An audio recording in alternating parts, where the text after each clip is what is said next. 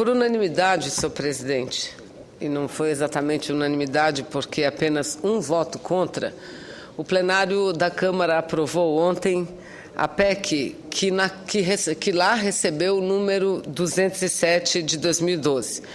Uma PEC de minha autoria e que garante a autonomia funcional, administrativa e financeira à Defensoria Pública da União. Como essa matéria já havia sido aprovada aqui na Casa, eu quero destacar que também por unanimidade, aqui efetivamente foi por unanimidade, não houve um voto contra sequer, e chegamos à época a quebrar interstício por acordo de lideranças, né, de todos, e votamos os 2 turnos. Então, em decorrência da votação já ter ocorrido aqui na Casa, e ontem também quebrando o interstício, foi votado em segundo turno, a matéria irá à promulgação. Possivelmente, isso deverá ocorrer ainda no primeiro semestre do mês de agosto, porque, de acordo com os defensores públicos da União, eles querem fazer do dia da promulgação um grande ato pela valorização da Defensoria Pública em nosso país. A proposta, senhora presidente, senhores senadores, senhoras senadoras, ela corrige uma distorção que persiste na Constituição Federal desde a reforma do Judiciário ocorrida no ano de 2004. É que no ano de 2004 foi aprovada a emenda 45, conhecida como a emenda da reforma do Judiciário.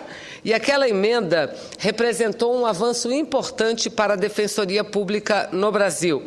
Estabeleceu a autonomia administrativa, financeira e funcional às defensorias públicas dos estados. Entretanto, não previu a mesma autonomia à Defensoria Pública da União. Portanto, a emenda corrige essa distorção que não apenas os defensores públicos, mas todos nós consideramos danosa a Defensoria Pública da União. E quero dizer, senhora presidenta, que assim como os membros, os servidores, no geral jovens, muito dedicados à causa do povo brasileiro, assim como eles comemoraram muito a aprovação da PEC aqui no Senado. Ontem, senador Mozarildo, eles fizeram uma verdadeira festa no plenário da Câmara dos Deputados. Eles ocupavam uma parte importante das galerias e, como era a última votação no Congresso Nacional, eles estavam lá em um número significativo, muitos vindo de todos os estados do Brasil.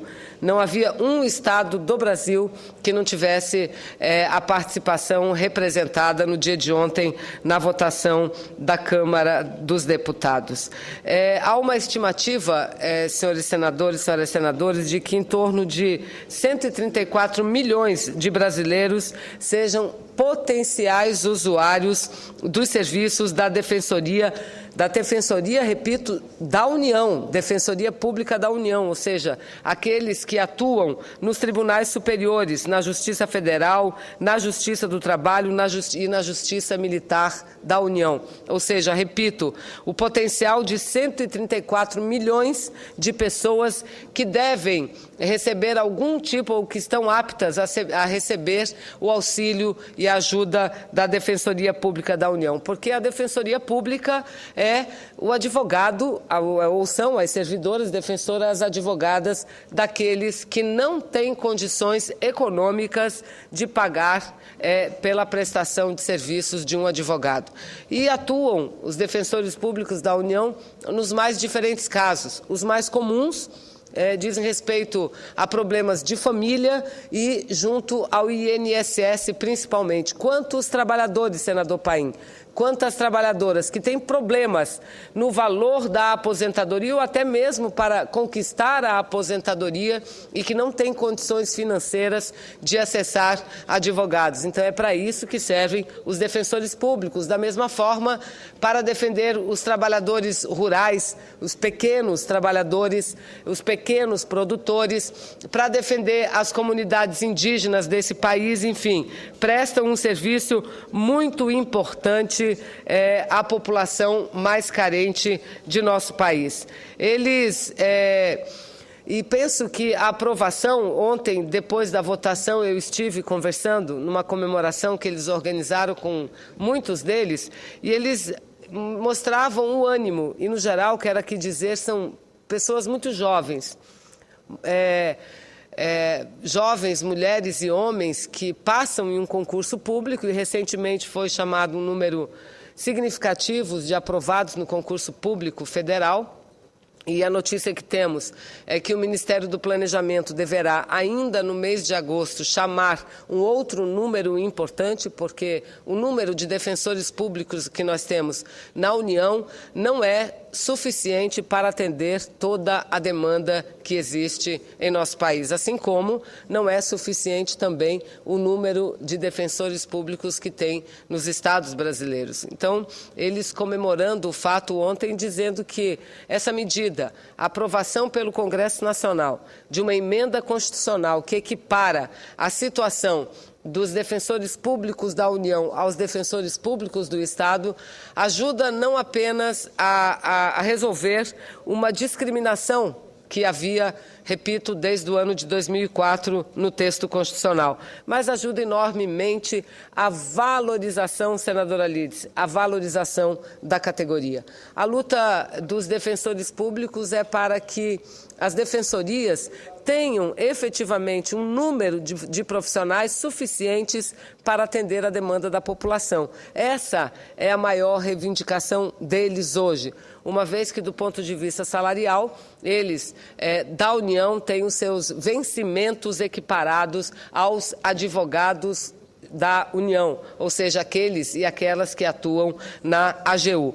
Então, quero dizer que a alegria dos defensores e das defensoras públicas não é apenas uma alegria deles e delas, é uma alegria, tenho certeza absoluta, de todos nós, os parlamentares brasileiros, e me permitam todos, os senadores e as senadoras, para eu dizer que a alegria é dos 81 do Senado Federal, e o faço com muita segurança, porque, repito, aqui na Casa nós aprovamos em 2 turnos, quebrando interstício, por unanimidade, essa proposta de emenda constitucional. Então, a alegria deles é nossa própria alegria, porque temos a convicção que essa medida contribui muito para o conjunto dos defensores públicos, mas contribui ainda mais para o conjunto do povo brasileiro, principalmente daquela parcela mais carente da nossa população, repito, que não tem condições de pagar um advogado. E muitas vezes a falta de recursos, a falta de acesso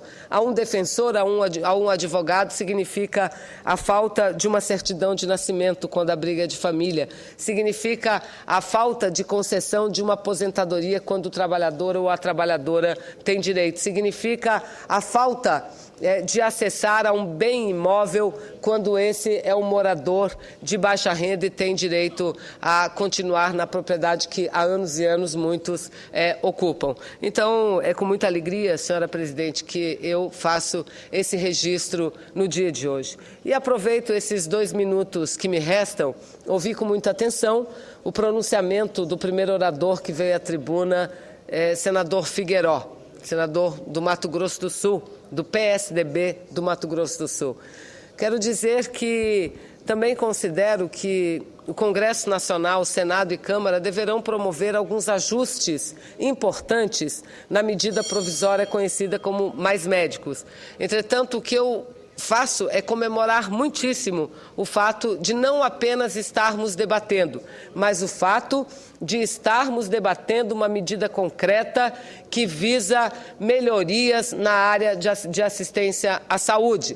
Se não é exatamente o aumento do curso, ou seja, mais 2 anos para a medicina, se não é exatamente o que o governo propôs, é alguma coisa que virá no lugar, mas alguma coisa tem que vir no local. E creio que também essa medida provisória será apenas a primeira de tantas outras medidas que nós deveremos adotar em relação à saúde. Uma delas é garantir uma vinculação de recursos federais para a saúde. Já existe a vinculação quanto aos estados e aos municípios, mas não em relação à União. E no dia 5 de agosto aqui estarão no Congresso Nacional, servidores da saúde do Brasil inteiro, entregando assinaturas com o projeto de lei de iniciativa popular que garante 10%